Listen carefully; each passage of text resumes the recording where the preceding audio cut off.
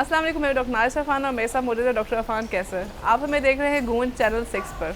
हमारे साथ आज मौजूद है बरतानिया की बहुत ही मारूफ माहिर अमराज़ Niswa that is gynaecologist doctor अंबर ताहिर।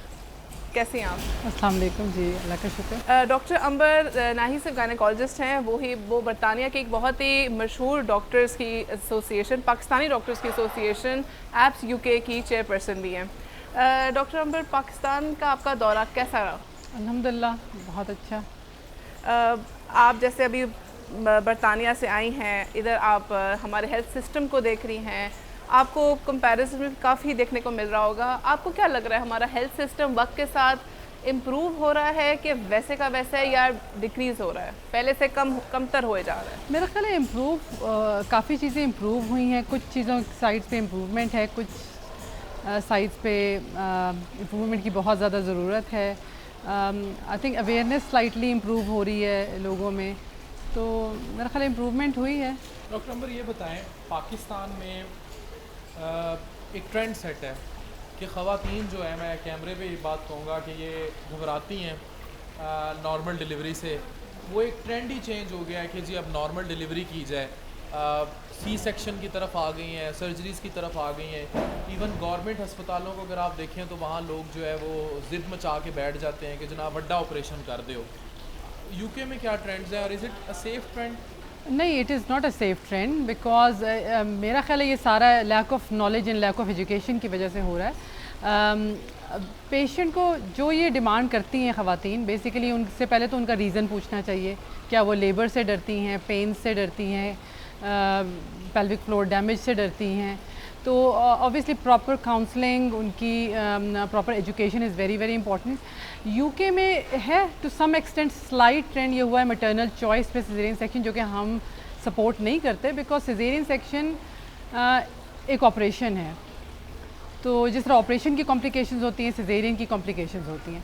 तो अगर क्लिनिकली इंडिकेटेड कोई ऑपरेशन हो तो उसकी तो डिफरेंट पर्सपेक्टिव है कि उसमें आपको रिस्क्स एंड बेनिफिट्स देखने होते हैं, आप किसी रीज़न से करें।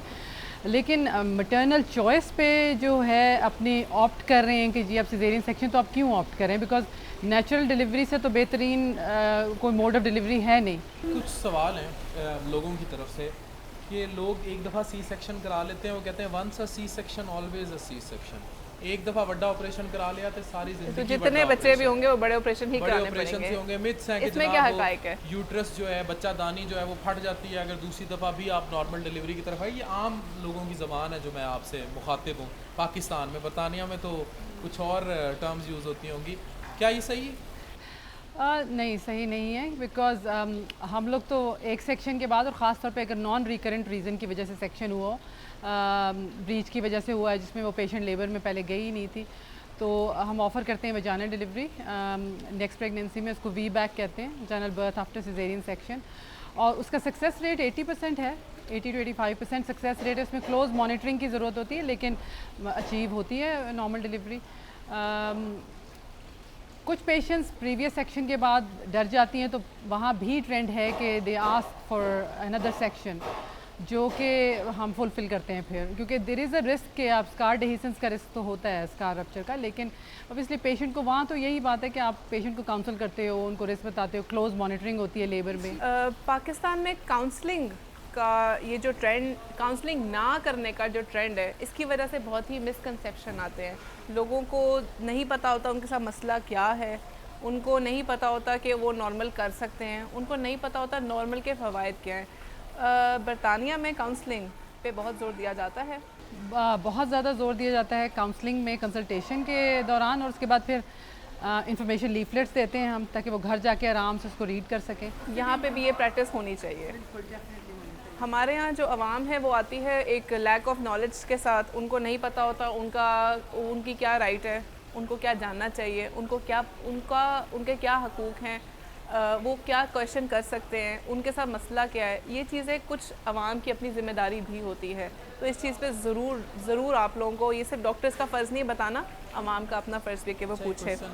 बांझपन पाकिस्तान में बहुत बड़ा प्रॉब्लम है। हमारे यहाँ तो शादी का ट्रेंड ही शादी की बच्चों के लिए जाती है, हाँ, बिल्कुल। Very open. बिल्कुल। और हमारे यहाँ वहाँ बाहर के मुल्कों में तो वो लिविंग रिलेशन और पता नहीं क्या क्या उस पर लोग बड़े सवाल उठाने शुरू कर देते हैं। लेकिन हमारे यहाँ when male and female after निकाह live together, then the first question is child. If there is no child, then there is no even social, legal, moral value of staying together. ये हमारे यहाँ कॉन्सेप्ट है कि जनाब बच्चा नहीं हुआ तो फिर की फ़ायदा शादी का। तो बच्चा नहीं होता जिन घरों में, उधर क़यामत सुगरा का मंजर होता है। इनफर्टिलिटी के लिए, बांझपन के लिए, क्या एक दफ़ा अगर नहीं औरत कंसीव कर पा रही तो औरत ही ज़िम्मेदार है वो कंसीव नहीं कर पा रही? काफ़ी डीप इशू है ये। सिर्फ ये नहीं कि बांझपन एक इशू, बांझपन को इतना यहाँ कॉमन बना दिया गया पाकिस्तान में। उसकी वजह ये है कि इनफर्टिलिटी की डेफिनेशन क्या है, there is a duration of 18 months कि if a couple is together, यानी कि 18 महीने एक मियाँ बीवी जब तक साथ रहें और 18 महीने तक ना। सही।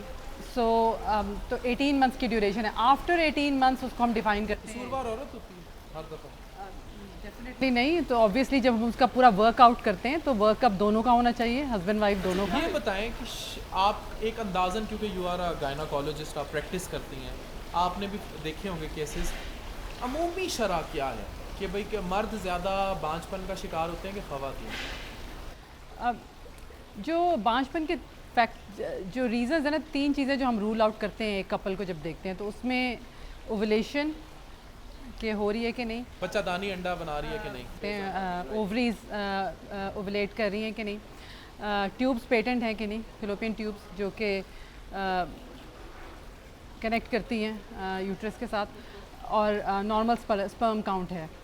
ठीक है। तो ये 3 चीज़ें। तो ऑब्वियसली 2 फैक्टर्स फीमेल हैं और एक मेल है, तो फीमेल फैक्टर्स में भी स्लाइटली परसेंटेज ज़्यादा है एज़ कम्पेयर टू मेल। लेकिन टोटली ब्लेम करना कि ड्यू टू फीमेल रीजंस है वो भी सही नहीं है। दोनों का वर्कआउट इकट्ठे होना चाहिए एक साथ। ये हमारी आवाम में एक टिपिकल ट्रेंड है कि अगर बच्चा ना पैदा हो रहा उसमें औरत का कसूर है। भाई शादी बर्थ की नहीं करा दो क्योंकि औरत बांझ है। ज़रूरी ये है कि आप अपने 18 महीने 2 साल का टाइम लें, नहीं हो तो आप डॉक्टर को रुजू करें। दोनों मियाँ बीवी के टेस्ट हों, उनका थोरो चेकअप हो, प्रॉपर गायनेकोलॉजिस्ट के साथ जो माहिर अमराज नुस्वा हैं उनके पास जाए। मर्द ज़्यादातर यूरोलॉजिस्ट के पास जाते हैं, उन दोनों अपना चेकअप करवाएं। मसला क्या है देखें, क्योंकि हर चीज़ का इलाज भी मौजूद है। बाकी ज़ाहिर ऑब्वियसली अल्लाह की मर्ज़ी है, हम इस पर ये नहीं कह रहे, लेकिन आप अपना काम पूरा करें, चेकअप करवाएं, एक दूसरे पे इल्ज़ाम तराशी नहीं करनी। जो दूसरा एक चीज़ मैंने सीरियस इशू नोट किया है यहाँ पाकिस्तान में, वो जैसे मैंने कहा कि शादी के फ़ौरन दूसरे तीसरे महीने इन लॉज का प्रेशर होता है लड़कियों पे, और फिर उनको गायनेकोलॉजिस्ट के पास ले जाते हैं। चलो गायनेकोलॉजिस्ट के पास ले जाएं तो गायनाकोलॉजिस्ट नहीं पाकिस्तान में भी क्वैक्स के पास ले जाते हैं। महल्ले की कोई दाई भी मैं खैर ज़्यादा क्वालिफाइड बोल गया हूँ, कोई वो आम दम कराने वाली होती हैं, दम दरूदों वाली जिहड़ी बच्चे पैदा कर देंदी है उहदे कोल नहीं। वो दम दरूद भी एक है, लेकिन कुछ डॉक्टर्स के पास भी जाते हैं और जो डॉक्टर्स क्वालिफाइड इतने नहीं हैं इनफर्टिलिटी में, तो वो क्लोमिफेन का यूज़ बहुत कॉमन है पाकिस्तान में। क्लोमिफेन सिट्रेट जो कि क्लोमिड के नाम से है, जो कि ओवुलेशन को इंड्यूस करती है ये दवाई, तो वो ब्लाइंडली स्टार्ट कर दी जाती है शादी के दूसरे तीसरे महीने। अब क्लोमिफेन सिट्रेट के बहुत सारे साइड इफ़ेक्ट्स हैं और बड़ी केयरफुल यूज़ करते हैं हम, बहुत केयरफुली। इसका ड्यूरेशन है 12 मंथ्स यूज़ करनी होती है, 12 मंथ से ज़्यादा नहीं यूज़ करनी होती। इसकी मॉनिटरिंग होती है, इसकी डोज ग्रेजुअली इंक्रीज़ करनी होती है। तो मैं हैरान होती हूँ कि यहाँ बहुत कॉमनली यूज़ होती है और हर बंदा ही प्रिस्क्राइब कर रहा था क्लोमिफेन, लेने वाले को पता ही नहीं होता कि वो ले क्या रहा है। कुछ गलत प्रैक्टिसेस हैं और वही उम्मीद है और कोशिश है कि इन सबको हाईलाइट किया जाए, इस पे हमारे हेल्थ केयर के स्ट्रक्चर पे काम किया जाए। इस पे थोड़ा वही बात है कि बाहर से हमारे कुछ डॉक्टर्स आए, यहाँ पे तालीम के सिस्टम पे गौर हो, यहाँ के डॉक्टर्स ही देखें कि किन चीज़ों को गलत तरीके से किया जा रहा है, हाईलाइट करें, गवर्नमेंट एक्शन ले, फिर ही कुछ हल निकला जा सकता है। तंजीम की तरफ आती हैं आप, एसोसिएशन है apps UK, association of Pakistani physicians and surgeon, बहुत बड़ी नुमाइंदा जमात है। डॉक्टर अंधीर तिहामी की रिकमेंडेशन पे आप लोगों ने यहाँ ब्रांड एम्बेसडर भी अपना रिकमेंड किया। आप उसके चेयर हैं, मिस्टर शकील पुरी उसके प्रेसिडेंट हैं, और अब्दुल हफीज़ साहब जो हैं वो फाउंडर्स में थे। क्या काम कर रही है ये तंजीम साजी, इनका क्या मकसद होता है? सबसे पहले तो congratulations to both of you कि आप लोग अभी चूज़ हुए हैं as brand ambassadors of apps UK. तो काफ़ी बड़ी ऑर्गेनाइजेशन है हमारी, मोर देन 5000 डॉक्टर्स और काफ़ी साल से 15 साल ऑलमोस्ट हो गए हैं इस ऑर्गेनाइजेशन ने हर एस्पेक्ट पे काम किया है, training, teaching training, free charity clinic से लेके जो कि दो मोबाइल हेल्थ यूनिट्स हैं जो काम करें रूरल एरियाज़ में। उसके अलावा जो है यूके अगर यहाँ से डॉक्टर्स जॉब की तलाश में जाते हैं तो उनको गाइड करना है कि किस तरह से जॉब अप्लाई करनी है, कैसे एग्ज़ाम देना है, कैसे इंटरव्यू देना है, कैसे आप अपने सीवी को इम्प्रूव कर सकते हैं। तो हर तरह की गाइडेंस देते हैं। अगर सपोर्ट चाहिए तो हर तरह की सपोर्ट मिलती है। तो हम लोग कोशिश कर रहे हैं, हमारी कोशिश है कि हेल्थ सिस्टम पाकिस्तान का इम्प्रूव हो।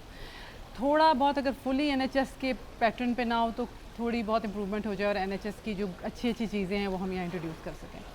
गुड। That's great. अच्छा ये बताएं, एक मिथ है पाकिस्तान में कि गायनी जो है एक क्रेज़ है पाकिस्तान में स्पेशलिटी का, लोग बहुत ज़्यादा ऑप्ट करते हैं और फिर गायनी में एक फेलोशिप सी करके बैठ जाते हैं। लेकिन बाहर की दुनिया में गायनी ऐसी नहीं रही, यानी नस्वा की जो तालीम है वो ऐसी नहीं रही, वो बहुत शोबों में डिवाइड हो चुकी है।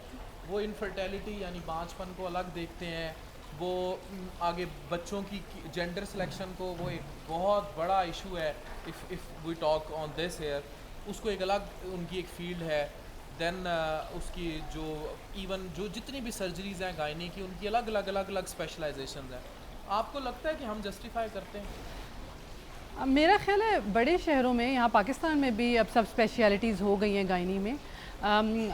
बिल्कुल सही आपने कहा। वहाँ इस ट्रेंड को आगे बढ़ना चाहिए ना, या पाकिस्तान में है बहुत अच्छी स्पेशलाइजेशन हो रही है अनडाउटेडली, लेकिन इस ट्रेंड को बढ़ना चाहिए। इसलिए बढ़ना चाहिए कि आप जब अपने आप को एक फील्ड में ज़्यादा ट्रेन कर लेते हो तो आपकी परफॉर्मेंस बेटर होती है और आपकी क्वालिटी ऑफ केयर जो आप पेशेंट को प्रोवाइड कर रहे होते हैं वो मच इम्प्रूव्ड होता है। जिस तरह वहाँ हम लोग urogynae is a separate speciality, infertility is a separate subspeciality, उसके बाद gynae oncology is totally separate, cancer gynae का तो वो ये जनरल गायनेकोलॉजिस्ट नहीं करता। अच्छा, पाकिस्तान की जो स्पेशलाइजेशन की डिग्री है, मैं स्पेशली बात करूँगा FCPS की, बहुत हाई रेट किया जाता है। ऐसे दुनिया भर में हमारी फेलोशिप को बड़ी कदर की निगाह से देखा जाता है और अब सब स्पेशलाइजेशंस भी हो रही हैं। मैंने जो गुज़िश्ता सवाल किया था उसकी रीज़न ये थी कि एक ट्रेंड पड़ना चाहिए कि लोग अब डिवाइड हों सेक्शंस में, और वो हमारे जो इदारे हैं, हमारे इंतहाई मोतबर इदारे हैं, वो ये सहूलत फराहम कर रहे हैं। अब डॉक्टर्स में भी अवेयरनेस होनी चाहिए कि हम सब स्पेशल, वो अवेयरनेस इसी तरह आएगी ना अगर आप ट्रेनिंग प्रोग्राम अपना ऐसे करें कि वो जब ट्रेनिंग प्रोग्राम में एंटर हो तो फिर उनको पता हो कि आपने किस ब्रांच में जाना। नहीं, दे आर बेस्ट। इसमें पाकिस्तान में trainings are going very good, very good. जो इदारे उन्हें देख रहे हैं, they are doing brilliant work, no doubt. College of physician and surgeon of Pakistan की specialisation, hats off to them, they are doing brilliant work, no doubt. अच्छा, एक आखिरी क्वेश्चन डॉक्टर अंबर मैं आपसे करना चाहूँगा। पाकिस्तान में ज़चगी के हालात बड़े ख़राब हैं। बैलगाड़ियों पे लाद के लड़कियाँ जो है यंग 13-13, 14-14 साल अर्ली मैरिजेस उनकी हुई होती हैं, बेचारियाँ लाद के लाई जाती हैं, किसी को पोस्टमार्टम हैमरेज हुआ होता है। ऐसे केसेस मैं ऑन कैमरा कह रहा हूँ, मैंने अपनी आँखों से देखे हैं जिसमें दाइयों ने बच्चा डिलीवर करते करते आंतें तक बाहर खींच दी हुई हैं विजाइना से, ख़त्म कर दिया। आपको नहीं लगता कि जब तक ये क्वैकरी ख़त्म नहीं होगी, जब तक जहालत ख़त्म नहीं होगी, ये अर्ली मैरिजेस के ट्रेंड ख़त्म नहीं होंगे, तब तक हम कहीं भी गायनी में स्टैंड नहीं कर सकते? आप बड़े से बड़ा डॉक्टर ला के बताए कौन उन्हें, ये बहुत बड़ा क्वेश्चन है। ये अवेयरनेस मीडिया ला सकते हैं, और हमारा यही काम है और हम यही चाह रहे हैं कि हमारे जो इंटरव्यूज़ हैं, हमारे छोटे छोटे डिस्कशंस हैं, वीडियोज़ हैं, इनसे हम जो हमारी आवाम हमें देख रही है उनको अगर थोड़ा सा भी फ़ायदा हो जाए तो मेरे ख्याल से हमने अपना काम पूरा किया। हमारी जो ख़वातीन, जो मॉडर्न ख़वातीन स्पेशली जो C सेक्शन को ऑप्ट करती हैं, उनके लिए आप एक मैसेज छोड़ दें प्लीज़। उनके लिए मैसेज ये है कि अगर सिजेरियन सेक्शन क्लिनिकली इंडिकेटेड है, क्योंकि हमें अचीव करना होता है एक हेल्दी मदर और हेल्दी बेबी, तो ठीक है सिजेरियन सेक्शन होना चाहिए। लेकिन सिजेरियन सेक्शन एक ऑपरेशन है, इसके बहुत सारी कॉम्प्लिकेशंस हैं, इसके बहुत सारे रिस्क्स हैं, इसके बहुत सारे आफ्टर इफ़ेक्ट्स हैं। पेशेंट्स को, इन लेडीज़ को ये पता नहीं होता कि हम लोग फिर गायनी में बाद में इनको देख रहे होते हैं पेल्विक पेन्स के साथ, एब्डोमिनल पेन के साथ, एडिशंस हो जाते हैं, इनको फर्दर गायनी सर्जरीज़ की ज़रूरत पड़ती हैं, ऑपरेशन के दौरान इंजरीज़ हो जाती हैं बाउल में, ब्लैडर में। तो सिजेरियन सेक्शन ऑप्ट करना कि जी हम नॉर्मल लेबर नहीं चाह रहे, उसके लिए अपने आप को थोड़ा सा मेरा ख्याल है पहले इन्फॉर्मेशन लें, अपनी नॉलेज इम्प्रूव करें, फिर ऑप्ट करें। मेरा नहीं ख्याल कि उसके बाद आप ऑप्ट करेंगे। बहुत शुक्रिया डॉक्टर अंबर।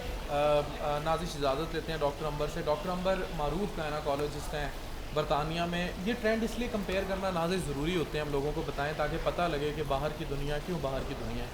और हम थर्ड वर्ल्ड कंट्री में तो हैं, लेकिन हमारी हरकतें भी वैसी हैं कि हम थर्ड वर्ल्ड कंट्री में ही के जो जितने भी इम्पैक्ट्स हैं उनका शिकार हैं, क्योंकि शायद हम लोग जब तक तालीम को ग्रास रूट लेवल पर नाजिश नहीं लाएंगे कुछ नहीं बदलेगा। बिल्कुल बिल्कुल। मैं डॉक्टर अफान की बात से बिल्कुल एग्री करती हूँ।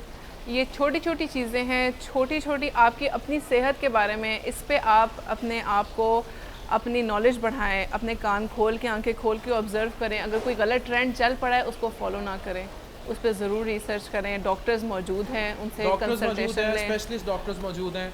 दाइयाँ माइयाँ छोड़ दें, और ये जो सासें हैं ये भी बहुओं का पीछा छोड़ दें, और उनको जो है खाम खा जो है किसी ऐसी चीज़ की तरफ मत धकेलें जो उनको मौत के मुंह में ले जाए। Doctor Mohammad Afan Kaiser and doctor Nazish आप अफान। देख रहे थे प्रोग्राम गूंज इस्लामाबाद स्टूडियो से। Signing of.